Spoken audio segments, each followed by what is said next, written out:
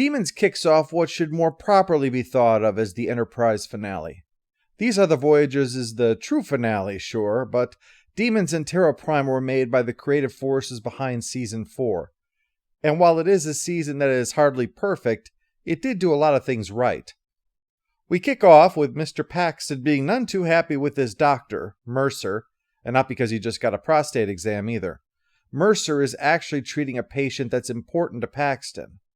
Turns out it's a baby with pointed ears, and I'm guessing that this is not cosmetic surgery that Mercer was doing. So this kid's a Vulcan. Or an elf, but let's play the odds here.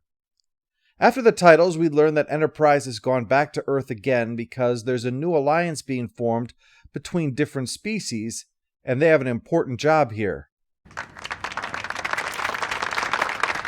It is vital. Clap louder, that's an order.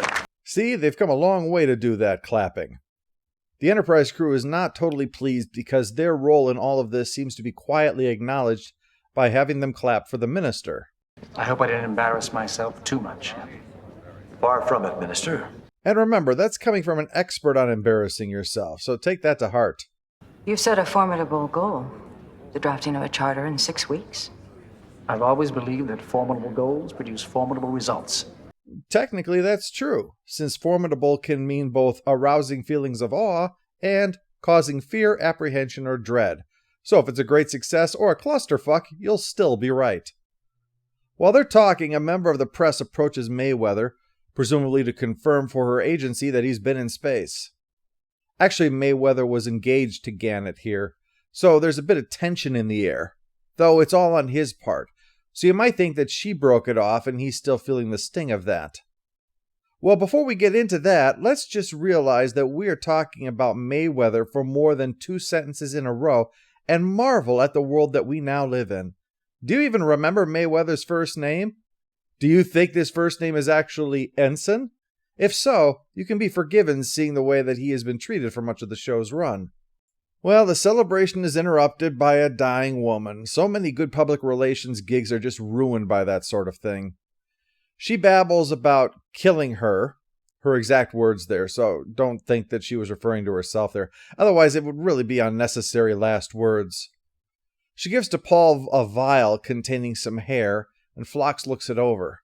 First, it reveals that it comes from a hybrid Vulcan-human child. But that's not the startling part. According to every analysis, this child is the offspring of Commander Tucker and Commander DePaul. You said you were on the pill. You're a liar. Tucker goes to see T'Pol in private, but she insists that she has never been pregnant. Do you believe me? Yeah. Phlox must be wrong, that's all there is to it. If you've never been pregnant, then you can't have a baby. Ironically and ridiculously, the same logic can't be applied to him, seeing as how he's been pregnant before. T'Pol says that even though she's never been pregnant, her being Vulcan means that she knows that it's true. Whatever that means. Maybe it's some kind of psychic Vulcan disturbance in the Matrix or something. I don't know. The Minister is concerned about not letting this get out. The Xindi attack led to a serious increase in xenophobia on Earth. A human-Vulcan hybrid could take an already uneasy populace and lead to widespread problems, likely derailing the conference. And they need that conference to work out. Without the Vulcans looking out for humanity anymore, long story, they need all the help they can get. And so does Archer, but the Minister seems disinclined to provide it, wanting to leave this whole thing in the hands of Starfleet's investigators. Well, one thing about Archer, he is not above burning a bridge and then trying to cross it anyway. So he has Reed to get back in touch with Section 31 to see if they know anything. There's a price tag, though. Section 31 expects Reed's help in return in the future, but they do say that the woman who brought the hair was part of Terra Prime. Not to be confused with Terra Prime, leader of the Autobots in the Mirror Universe. Well, that means that Paxton and Mercer are part of Terra Prime too, since they have the baby. Terra Prime is an Earth First group, explaining why they would want the child. It may represent everything they despise, but that's what they likely need to mobilize the public, given what the Minister said. Paxton is not happy with what the traitor did, though, and seems to be holding Mercer responsible. This isn't anyone else. This is an abomination. When the time comes, it will be treated as such. I guess Father's Day got forgotten in the Paxton household.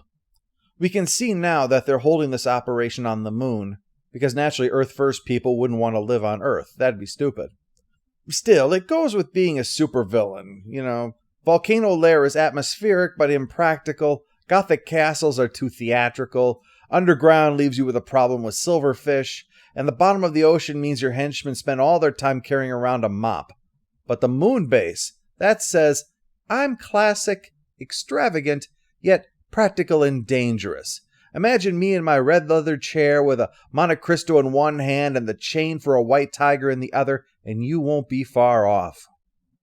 At the other end, We've traded with the Orions for centuries. We would have known of these attacks. It's Tellarites slander. You have to appreciate their point of view. The Tellarites only want to deprive us of valuable commerce. Corridon will never agree to any trade sanctions. you see, you never see Cobra Commander arguing with someone about this kind of crap. Try to bring up fishing quotas with him and he'll drop you into a pit of vipers. My money's on Paxton this week. Archer interrupts because he wants the info from the investigation, and he's not above a little blackmail. Seems the minister was once a member of Terra Prime, which is not only politically inconvenient, but something he's ashamed of, as most people are of their political views when they were 18 and thought they knew everything. I underestimated you. Which isn't easy. It's kind of like an intellectual limbo contest. So he says Archer will get the info, and speaking of which, Gannett is on Enterprise because she's doing a story about the Enterprise, so best place for it. Mayweather is not happy with her being here, and now we learn why. When he left on Enterprise, she was writing a scathing criticism on them, calling space exploration colonialism, and not in the happy expansion onto the galactic stage kind of way, in the give us your land in return for shiny beads kind of way. So while they try to sort out their baggage, Tucker's puzzling over the child still, so he goes to see Phlox about it. Is it okay? I mean, part human and part Vulcan. Vulcan and human physiology are not all that dissimilar. Once you discount the ear structure, the physical strength, the organ placement, a completely different foundation for blood chemistry and mental powers, there's practically no difference at all. But still, Tucker can't seem to shake the possibility that she got pregnant and had the embryo removed, which is a bit of a stretch. I mean, the idea, not how they tried to get it. I don't want to think about it. Meanwhile, on the moon, that's never not cool to say. Paxton is watching historical footage of Colonel Green, the famous post-nuclear war monster who purged people who were genetically scarred. Colonel Green, one of the many men history has misunderstood.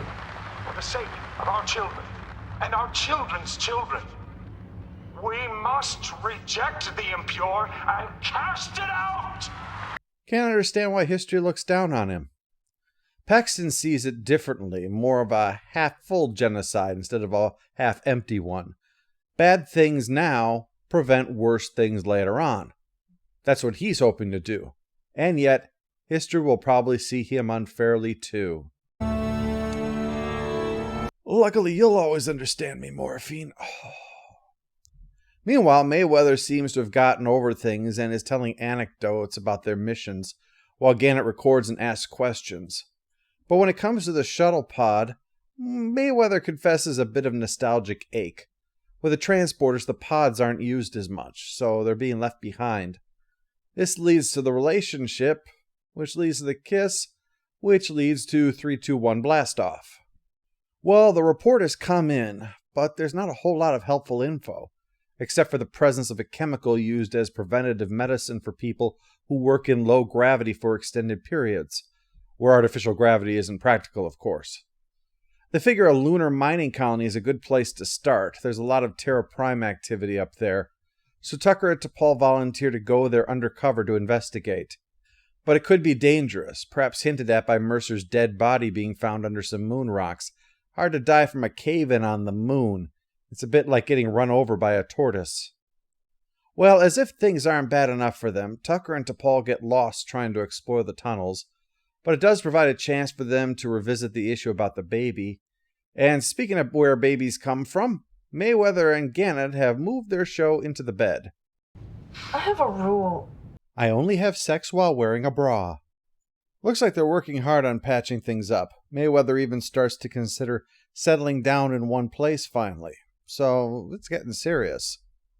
Back on the moon, though, one of the miners notes that Trip is lost, thanks to the defective handheld that he's using. Jerome is a full-fledged Terra Prime member, preaching it to Tucker, who plays along, going along to the meeting that night where Jerome rouses the rabble. This is easy to do because you package the truth to make your message digestible to your audience. In other words, you present it without relevant context or in an incomplete way. Giving you examples is difficult because politics does this all the time, and I don't want to muddy the waters so that you can't see the point, so I'm going to completely make something up, and if it's similar to something else, that's just coincidence. Let's say that I mentioned that last year, Martians were responsible for the deaths of 500 humans in North America alone. And I show you the statistics. They're 100% true. But what I don't mention is that almost all of those are the results of accidents due to negligence. I present the truth incompletely. So someone says that, and I retaliate that all you've proven is that Martians don't care about human life or they wouldn't be so negligent. But I again don't mention that last year 60,000 deaths occurred because of accidents specifically caused by negligence, and Martians only make up 1% of the population. Therefore, by comparison, Martians are more concerned about human life than other humans are. Or let's say I publish a survey saying that 94% of Martians said they value the lives of Martians over humans. I even have data to back up those statistics for you and everything. Martians did indeed say that. However, what I neglect to say about this particular truth is that the study was asking whether a Martian would, in the event of an accident, be more likely to rescue a family member or a human stranger if they could only save one. And most picked their own family, the way that most human beings would too. This method works because lies can be disproved, but truth can't be because it is, of course, true. You have to show how the truth is being used to further a lie, which is much more difficult. And even when you do, look at all of those political checking sites. How often do people leave half-truths on there, and yet they still keep doing that kind of thing? They can get away with that because bogus statistics are easy to remain useful. Even if you've completely made them up, the constant repetition of them makes the truth aspect of it grow and thus mask over the deception. And in the rare instances when you are called upon it, the fallback of, even if I'm wrong on the details, I'm still right about the principle, is always there for you. There's a reason that Twain lumps statistics alongside lies and damn lies, after all. Anyway, Tucker is outed at the meeting for who he really is, but he's not the only spy. Gannett, it turns out, is a member of Terra Prime, though she'll likely be treated better given that DePaul was shot. Not to worry, though, it was on stun, but the two are dragged before Paxton. Yes, go right ahead, roam the stars, yes. Inform potentially hostile species of the whereabouts of Earth. And Trip would be so angry with him if not for the fact that they did accidentally do that on occasion. Damn it.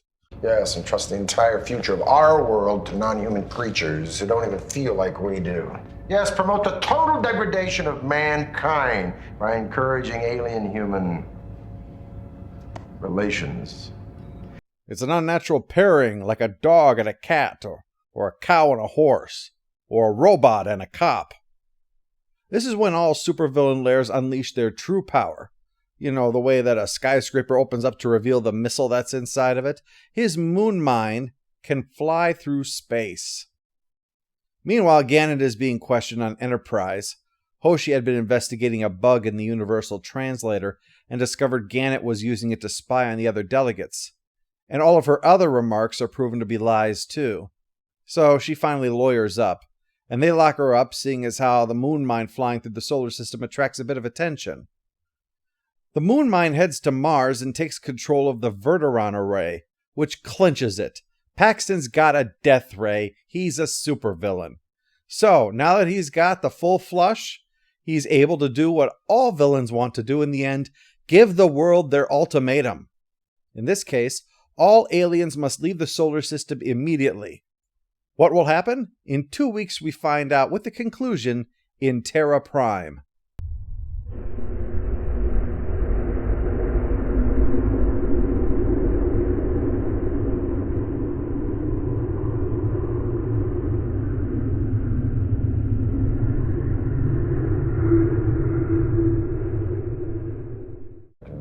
I want to see her.